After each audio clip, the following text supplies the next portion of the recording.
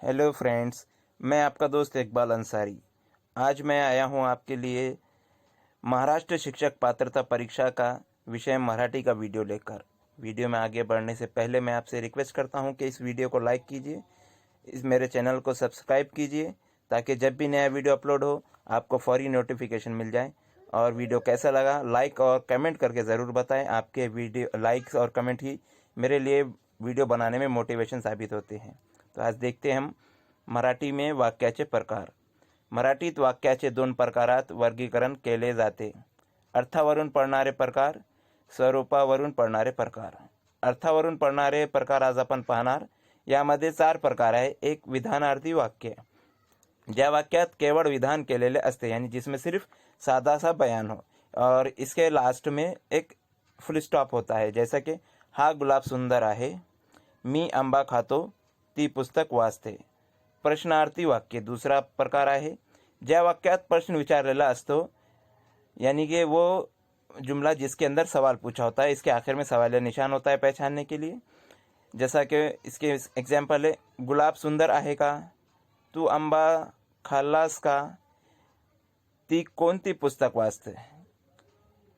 तर इसके प्रश्नार्थी वाक्य के आखिर में सवाल या निशान होता है, जिसकी वजह से हम आसानी से पहचान सकते हैं कि ये जो तो प्रश्नार्थी वाक्य है। और विधानार्थी वाक्य के लास्ट में ये एक सादा जुमला होता है, इसके आखिर में फुल स्टॉप होता है और इसको हम सादे बयान पे से समझ सकते हैं कि ये क्या है। चलिए अब इसके बाद हम आगे बढ़ते हैं, देखते हैं तीसरा प्रकार। तीसरा प्रकार जो है वो है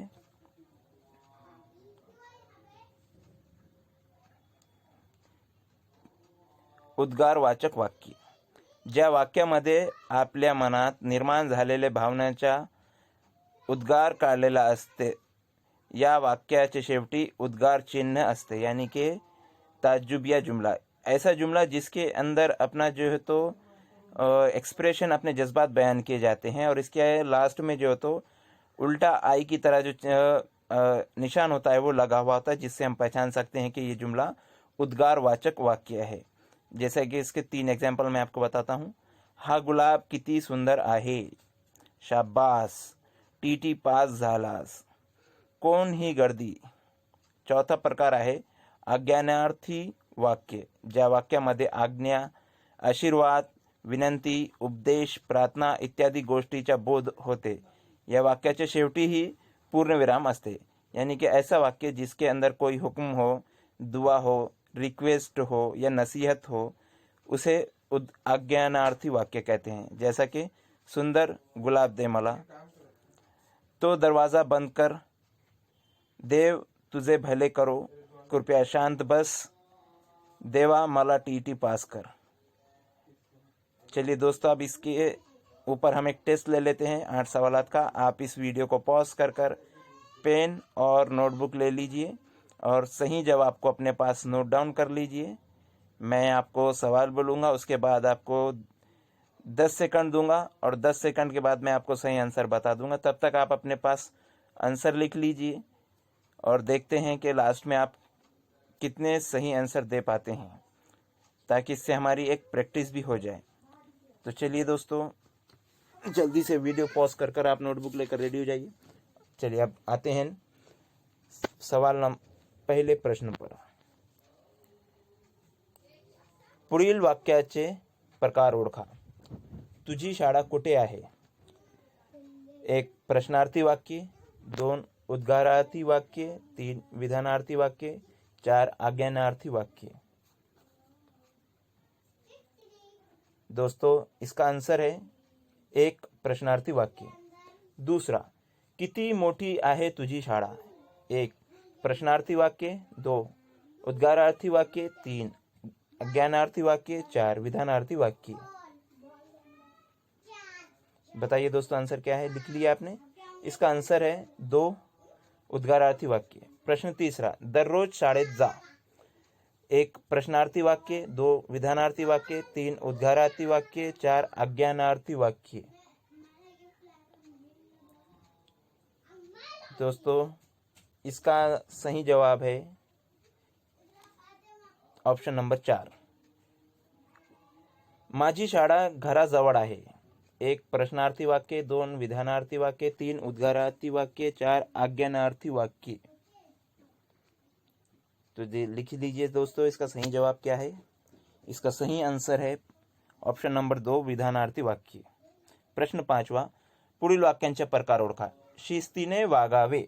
1 प्रश्नार्थी वाक्य, 2 विधानार्थी वाक्य, 3 उद्गारार्थी वाक्य, 4 आज्ञानार्थी वाक्य। तो प्रश्न 5 का उत्तर है 2 विधानार्थी वाक्य। छठा प्रश्न, मुलांनो रांगेत चला। 1 प्रश्नार्थी वाक्य, 2 विधानार्थी वाक्य, 3 उद्गारार्थी वाक्य, 4 आज्ञानार्थी वाक्य। इसका उत्तर है प्रश्न ऑप्शन 4, तुला पेढा आवडतो का। 1 प्रश्नार्थी वाक्य, 2 विधानार्थी वाक्य, 3 उद्गारार्थी वाक्य, 4 आज्ञानार्थी वाक्य। दोस्तों इसका सही जवाब है ऑप्शन नंबर 1 प्रश्नार्थी वाक्य। चलिए आखिरी सवाल, अरे रे पायाला किती लागले तुझ्या। 1 प्रश्नार्थी वाक्य, 2 विधानार्थी वाक्य, 3 उद्गारार्थी वाक्य, 4 आज्ञानार्थी वाक्य। इसका आंसर है 3 उद्गारार्थी वाक्य। जो दोस्तों धन्यवाद। इस वीडियो को लाइक करें, शेयर करें और चैनल को ज़रूर सब्सक्राइब करें। साथ ही अपने कमेंट्स नीचे कमेंट्स बॉक्स में मुझे देकर ज़रूर बताएं कि आपको ये वीडियो कैसा लगा और क्या मुझे इसी तरह से अगले वीडियोस मराठी के बनाने हैं या इसके अंदर और कुछ मैं प्रोग्रेस कर सकता हूँ, कोई चीज़ें मैं ऐड कर सकता हूँ, ये आप ज़रूर बताएं और इस वीडियो को ज़्यादा से ज़्यादा लोगों तक शेयर करें। Thank you.